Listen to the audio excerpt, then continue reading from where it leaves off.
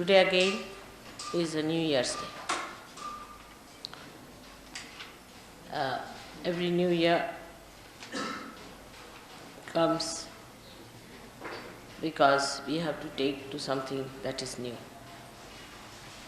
It has been so arranged that the sun has to move for 365 days and again a new year has to come. Actually, the whole solar system is moving in a spiral way. So there is definitely a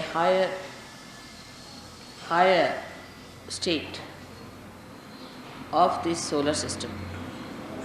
Every year it is rising higher in a spiral way. So it is not only that it is because 365 days have passed, but because it has moved a step forward, higher than what it was. Now we can see that in awareness, human beings have definitely risen much higher than what they were, say, about 2000 years back. But the first system that started, the whole universe, was the first model, we can say, was created. And that model has to be perfect. And that was a perfect model, which then started perfecting the rest of it. So that is the perfect model, which is in the principle of this ascent. And that is working out this ascent. Now, the perfection of the rest of the universe takes place in various directions. But today we have to consider the Mahalakshmi principle. Now, Mahalakshmi, as I told you, is a perfect principle. It's a perfect principle. It's perfect. It's born as perfect, will remain as perfect, will be always eternally perfect. So that is not necessary to be corrected. Now this Mahalakshmi's thing I am discussing here because you may be able to go today to see the temple of Mahalakshmi.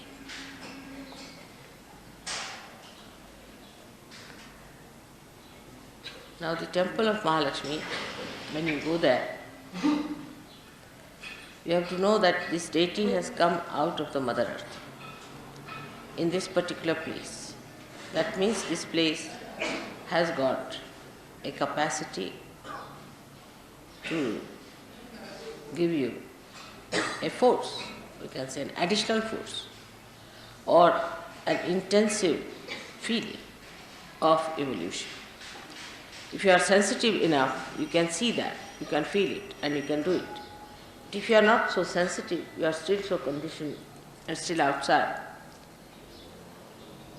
that may not work out.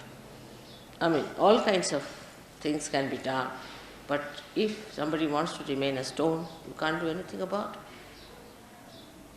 So this Mahalakshmi principle is working out in this place, Kolhapur. Normally this place should be very, very warm because of this position. But even in summer, this place keeps very cool because of the vibrations from the temple that is emitted. The people in this place may not be so aware either. We cannot say if they are aware because as negativity has to come forward, there are lots of sugar factories and lots of alcoholism going on here. But we have to take the best advantage of every place which is created specially for a particular purpose. So it's a pilgrimage in a way that we are here, that we have to look after our Mahalakshmi principle of our ascent. As you know, this ascent starts at the Navi and is surrounded by the Guru principle. Now the Guru principle within us, if it is absurd, if it is juxtaposition, placed in a juxtaposition way, if it is not properly embedded within us. If it is not emitting through our character and behavior, Mahalakshmi Tattva cannot be strengthened. Mahalakshmi Tattva is strengthened through Guru principle. Now we are lucky today because there was the birthday of Dattatreya, just the other day when we had the puja, and today is this Mahalakshmi puja. So two things together we have got together. First was the Datta puja and today is this puja of Mahalakshmi. So to have the Guru principle all right, we must make our dharmas correct. Now these dharmas, as I have told you many times, are 10. And we should look after these 10 dharmas in a very careful manner. These are expressed outside, but whatever is inside comes out. Now I find when you people talk and you say things, I know that this person is negative, that person is definitely positive. There are so many ways of expression of positivity. But how I know that I can't tell you, because I just don't know how to tell you that. But I just know that such a person is definitely positive and such a person is negative. The positivity lies in understanding why are we here. First of all, why are we on this earth? Why are we human beings? In understanding. What are we doing about it? Why are we Sahajogis? What is Sahajogi has to do? What is his responsibility as a Sahajogi? Then he moves forward to understand why Mother is so kind to me. Why have I got vibrations? Why am I the very few who have got the special blessings, a special knowledge of vibratory awareness? And then you ask yourself, what am I doing about it? Am I still very much embedded in my cheapishness or in my childishness, in my stupidity, in my harshness, in my aggressiveness? We always see these things in other people, not in ourselves. So we are not Sahajogis. We should understand at that point. When we start seeing these things in other people, then we are not Sahajogis. We should see in ourselves and emit pure compassion to others. But always people see that it is in another person this exists. Whatever I may try to say, they always see another person. Now supposing there is a negative person among us. You need not be compassionate to that person. On the contrary, better be away. Get rid of that person as far as possible. Don't have anything to do. Is a definite sign of great compassion to yourself, if not to others. Better not have anything to do with a person who is negative, if you have to come out. He may be your brother, sister, anyone. But try to be away from a person who is not positive. It causes lots of problems. I've been telling you this and I've been requesting you, but the conditioning is such that still though you have become a Guru Tattva, you don't understand that you have to be detached. For a Guru there is no brother, sister or any other relationship except for the relationship of the mother. There is no other relationship exists. One of these principles are to be understood. Very important, I think, is for all of us, that our relationship is only to Mother and to Sahajogis and not to any relationship which has come to us, whether through Sahajoga or whether through anything else. Now this I have been explaining because our Mahalakshmi Tattva is not all right. That's why we get sort of frittered away, lost into these things. And the Mahalakshmi Tattva has to be like an ascending force, all put together. Like my father used to give an example, that supposing you have collected lot of wheat and you spread it on the ground, it will be all lost. It will spread out like this side, that side, it will be all lost. But if you put it in a bag, it will rise. In height, naturally, it will have those maryadas, it will rise and it will go higher and higher. In the same way, this principle of Mahalakshmi can spread just across like that and can just destroy all that Mother has given us and all that we have had all these years only by spreading it out. Now to collect it inside is to pay attention to yourself first of all. Try to clarify your ideas and your understanding in brain is important because Mahalakshmi Tattva ultimately works in the brain. Is the enlightenment of the brain is done by Mahalakshmi Tattva. It gives you the Satya, the truth, see. So, in the brain, you must clarify, reach logically, you must reach the conclusion that I don't have to do these things. I have to do these things. I have to ascend. This is why I am here. Why I am here. What am I supposed to do? Now, logically, you convince your brain, first of all. It's very important now after realization. Because if logically your brain doesn't understand, it will always be cheapish, childish, indignified, or could be harsh, horribly oppressive. It could be one of these. So, in Guru Tattva, there are 10 elements. 5 of them deal with the weight. Guru is the weight, see. Weight of a person. How much weight you have got, the gravity as we call it. A person has a gravity. When he talks, how much balance he's got. You see, even in Indian music we call it vazan. Means the weight. The weight of the person means when he is dealing with himself or with others, how much weight he carries. In English also they use this. How much weight he carries with others means how much he can really impress others. If you impress too much, alright, then the person will say, oh, it's too much. That is a very big quality with Western people, is, oh, that is too much. That they have an idea. You see, this is all ego-oriented. That is too much. If you tell them too much, oh, that is too much, she's too much. I'll do it slowly. It is too much for me. It's very common. It's very common reaction. So, how much weight you have. And the second one is the quality of magnetism. 2 things, magnetism. First is the quality of weight.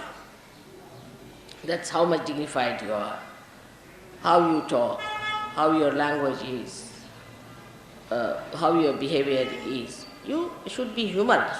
But sometimes, even with me, I find people talk in a very funny manner. I just don't understand.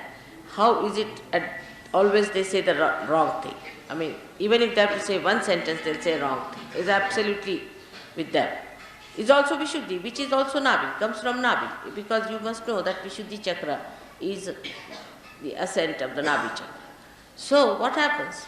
That a person, whatever he is expressed through his language, through his behavior, through his face, through his nose, his eyes, everything, through the Vishuddhi chakra. So the ascent of the Nabi is shown through the Vishuddhi chakra. Now whatever you have in the Nabi is shown here.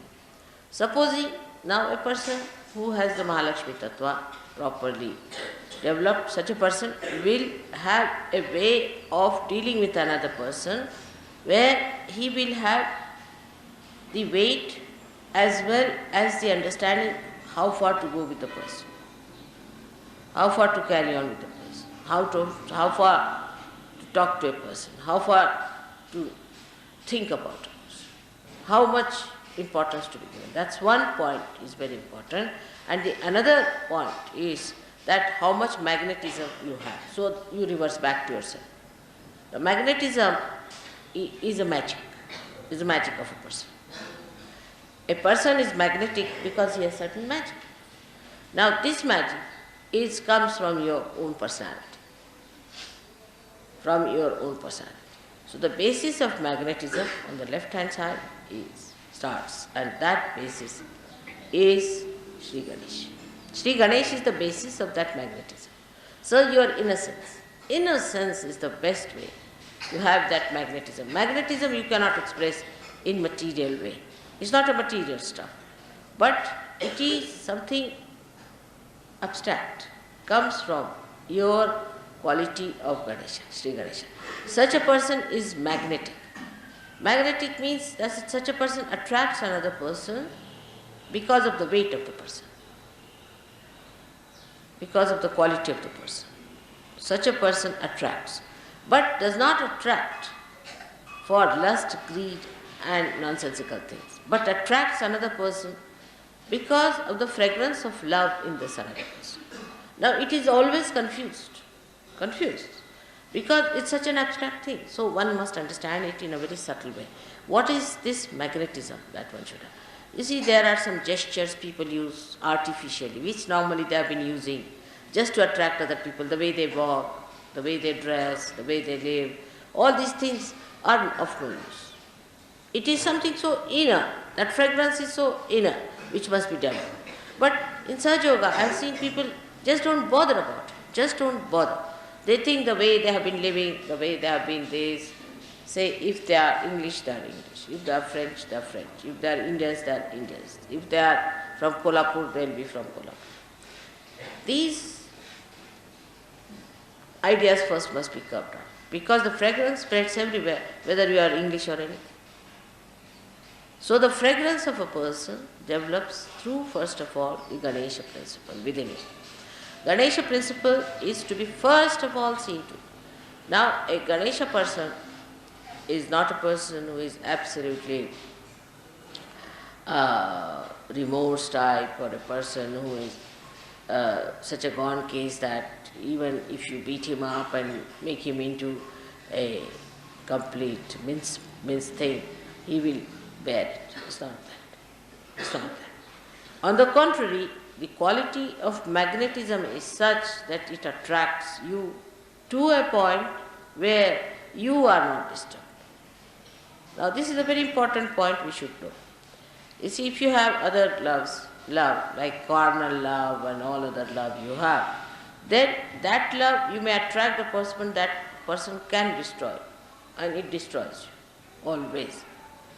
But this attraction does not destroy. Does not destroy. The attraction is up to that point that you are not destroyed, because you being much higher, much deeper and much weightier, you cannot be destroyed by a thing that whom you are attracting. Always a greater magnet attracts the smaller magnet. And that is what one should understand. This magic and this charismatic temperament of a person comes by, first of all, the Ganesha Tattva, innocence, and secondly, by complete dedication and devotion. Those who are completely dedicated and devoted to Mother, not to anything else, Ganesha Tattva again, not to your wife, not to your husband, not to your sister, not to your country, not to anyone but to Mother. Complete dedication gives you that charisma or that attraction. In Sahaja Yoga, such a person becomes really attractive, and such a person has a name. Now some people think that if you are Konadara,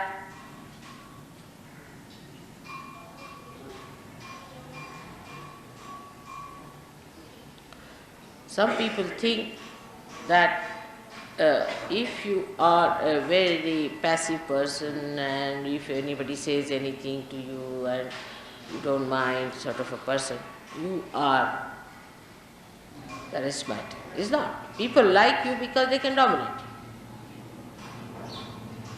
They like you because they can dominate you. Now, if you think that by your aggressiveness and by your shouting and by your screaming and these people, you will achieve that charismatic temperament, you cannot. You cannot achieve that either. So, how do you achieve it? By becoming more innocent. Now, how innocence develops in a person is by not thinking about it. Like you see, somebody asked me, how do you manage your income tax?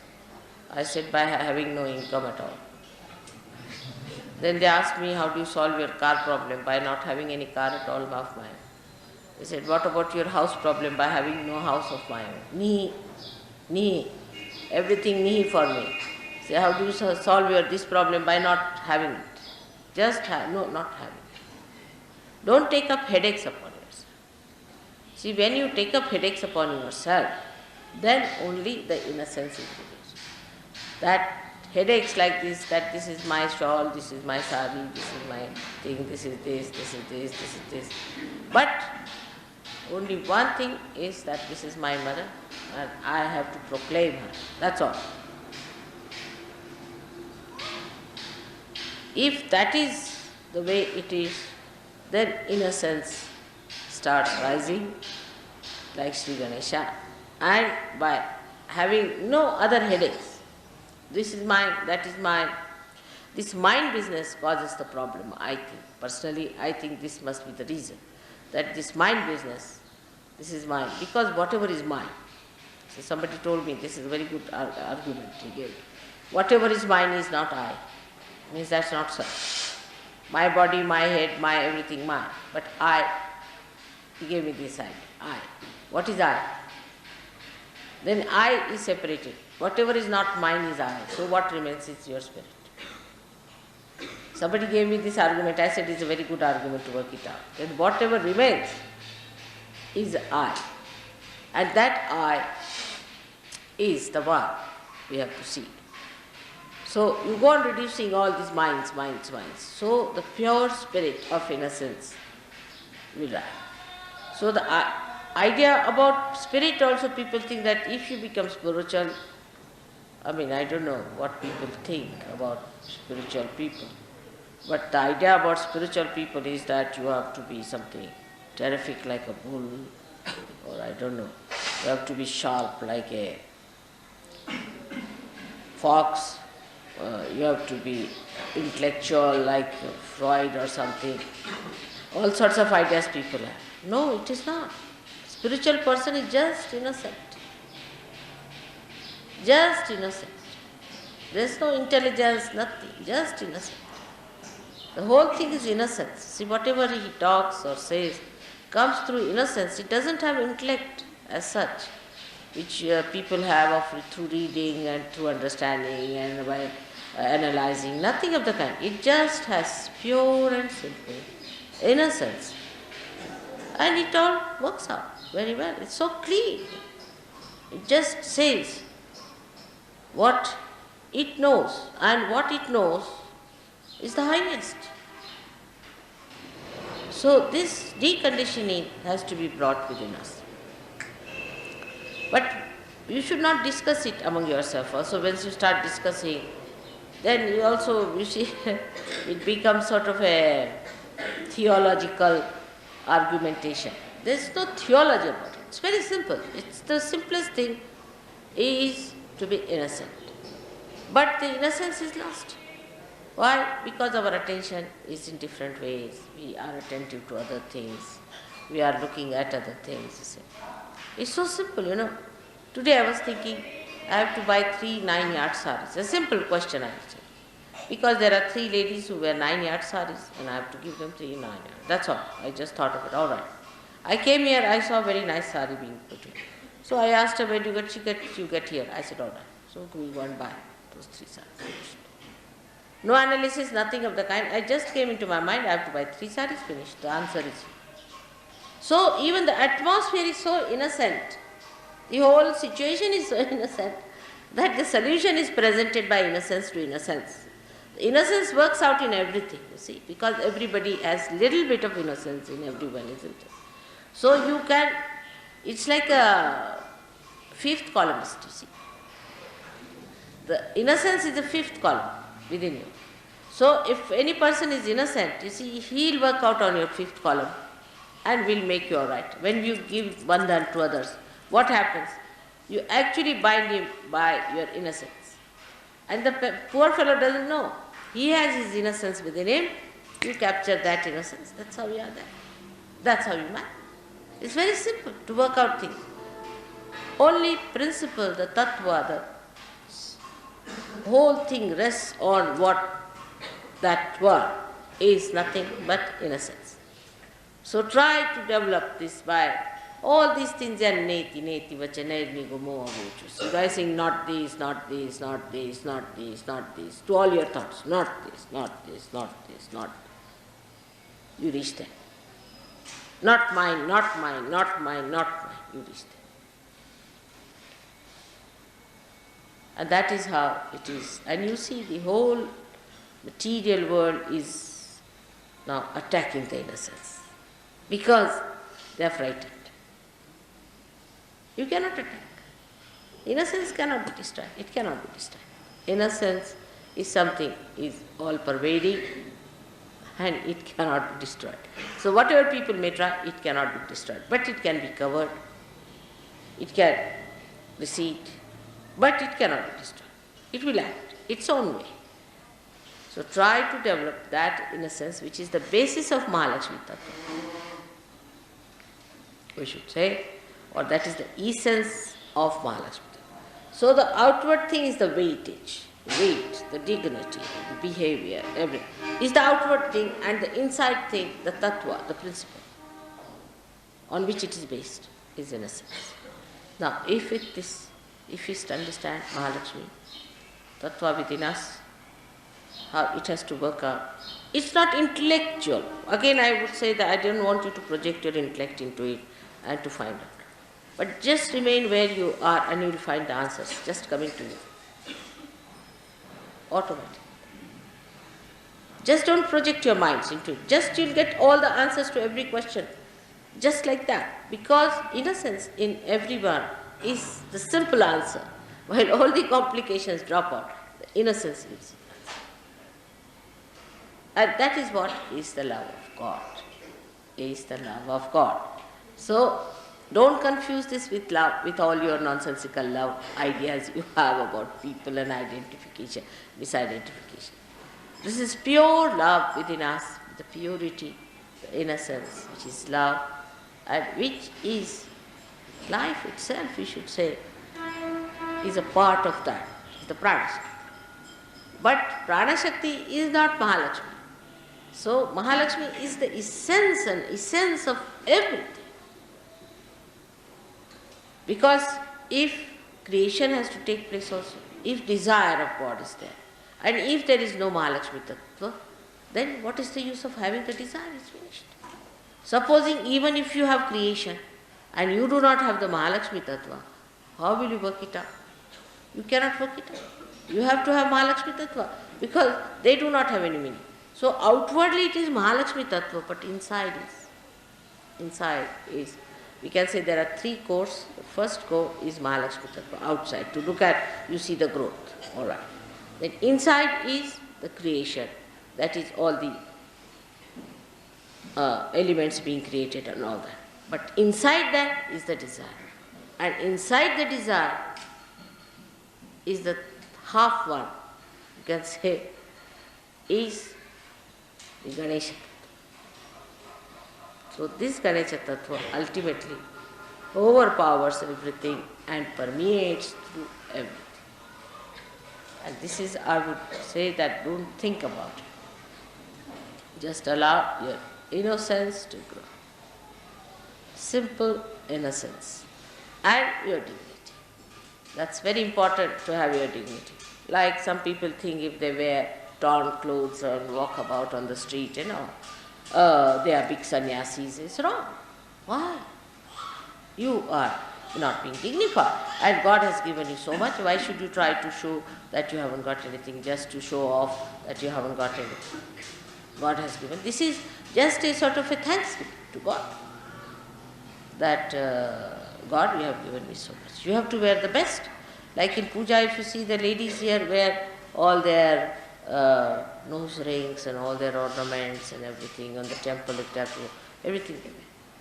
And in the same way, men also wear their very clean dresses, very clean things, whatever they have. They wear simple, clean dresses, whatever they have. But no ostentations. It's just a thing by which you express. The God has given you this, oh God, It is such a great day today to be the New Year on the New Year Day to be here on Mahalakshmi's place of Kolhapur. And this is also called Kolhapur because Kolasura was killed.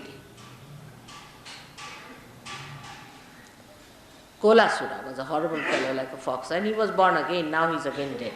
Thank God. He was here and now he is dead. Kolasura died. You don't think about it. Again your mind goes out. Don't think about it. I'll tell you about it. I have deliberately avoided the name. He was born again and was finished now. So this is the place where Kolasura was killed, where this was established. So Mahalakshmi's incarnation came in, and that's how this place has a special value that we have come here for a pilgrimage.